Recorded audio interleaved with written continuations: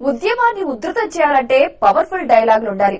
ప్రజల్లో ఉత్సాహం నింపేలా ప్రసంగాల్లో మంచి పదాలు పడాలి. ఈ విషయం కేసీఆర్ కు బాగా తెలుసు. ఆ లాజిక్ తోనే తెలంగాణ ఉద్యమాన్ని ఓ లెవెల్ కి తీసుకొచ్చారు కూడా. అయితే చురకత్తులు లాంటి డైలాగ్స్ వాడే విషయంలో ఆయన ఇప్పుడిప్పుడే అదుపు తప్పుతున్నారు. అన్పార్లమెంటరీ భాషను అనర్గళంగా ఉపయోగిస్తున్నారు. సమర దీక్ష ముగింపు కార్యక్రమంలో అదే జరిగింది. కొంతమందిని చాలా బాధ పెట్టింది.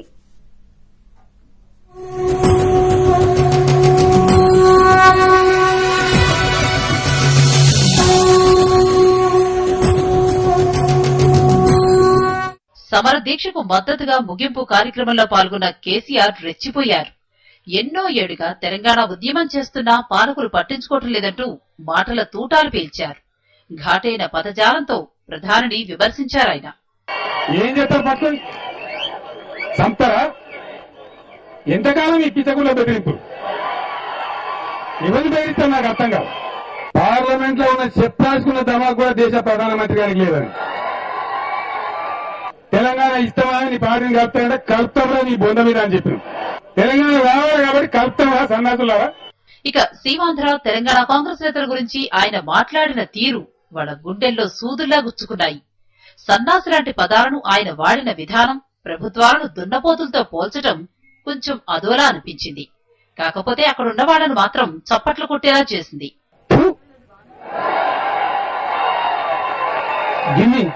గిన్ని తిట్లు తింటే నేనైతే ధర్మంగా చెప్తున్నా, బండ కట్టుకుని బాయిలు దిగి చచ్చిపోదు.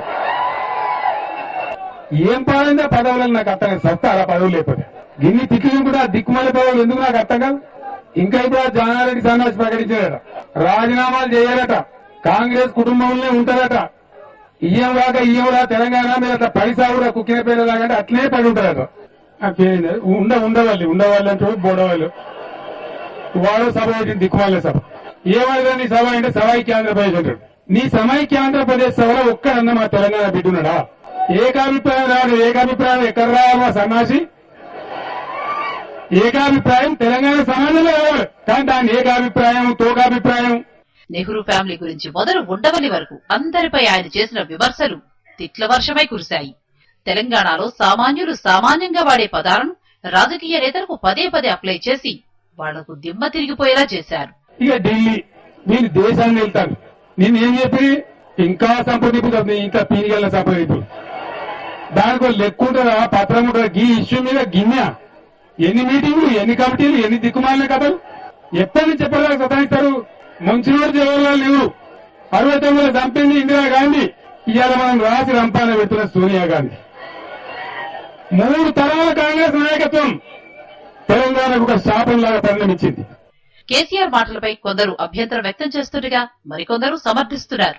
తరతరాలుగా మోసం చేస్తున్న పాలకుల వ్యవహారమే ఆయనతో అలా మాట్లాడించిందంటున్నారు తెలంగాణ వాదులు. అంతే తప్ప వాళ్లను వ్యక్తిగతంగా కించపరచాలన్న ఉద్దేశం గులాబీ బాస్కు లేదంటున్నారు. ఎవడన్నా ఎంపీ అంటే, ఎమ్మెల్యే అంటే, మంత్రి అంటే నలుగురు దండం పెట్టడం ఎదుర్కోవాలి. ఇదా పార్లమెంట్ సభ్యులు, మంత్రులు, శాసనసభ్యులు పొందాల్సిన గౌరవం.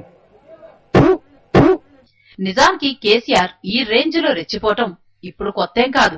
పార్టీ పెట్టినప్పటి నుంచి గత 12 ఏళ్లుగా ప్రత్యర్థులపై బాంబులు వేస్తూనే ఉన్నారు.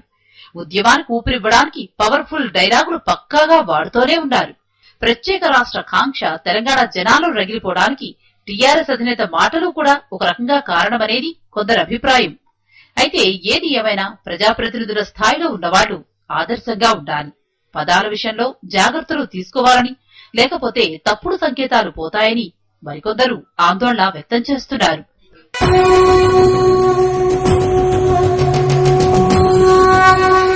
ఇదా పార్లమెంట్ సభ్యులు, మంత్రులు, శాసనసభ్యులు పొందాల్సిన గౌరవం.